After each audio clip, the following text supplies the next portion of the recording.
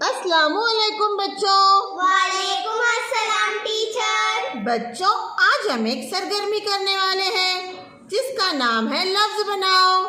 आप देख सकते हो, आपको ता हर्फ दिया गया है। इस हर्फ के ताल्लुक से आपको अल्फाज बनाने हैं। जो बच्चा ये नहीं कर पाएगा वो हार जाएगा। तो चलो ये सरगर्मी शुरू करते हैं। जी हाँ टीचर।